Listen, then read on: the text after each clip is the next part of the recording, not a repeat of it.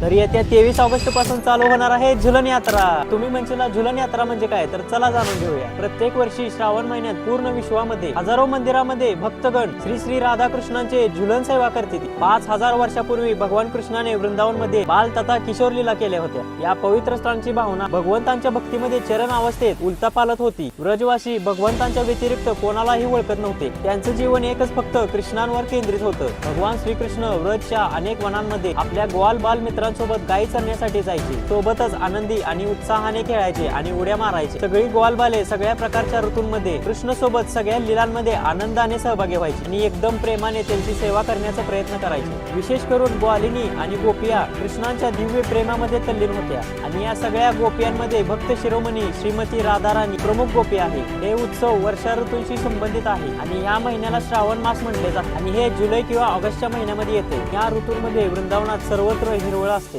श्रीमती राधाराणीच्या मैत्रिणी वनामध्ये एका मजबूत झाडाच्या फांदीवर वेगवेगळ्या फुलांनी सजवून एक सुंदर झोपाळा तयार करतील। ते राधाकृष्णांच्या या युगल जोडीला श्रावण या ऋतूमध्ये आपल्या हाताने केलेल्या या सुंदर झोक्याला आनंदित करतात आणि तेव्हापासूनच झुलन यात्रेची प्रेममयी सुरुवात झाली आहे। तर तुम्हाला झुलन यात्रेबद्दल आधीपासून माहिती होती का? आणि जर माहिती असल्यास कमेंट मध्ये नक्की सांगा।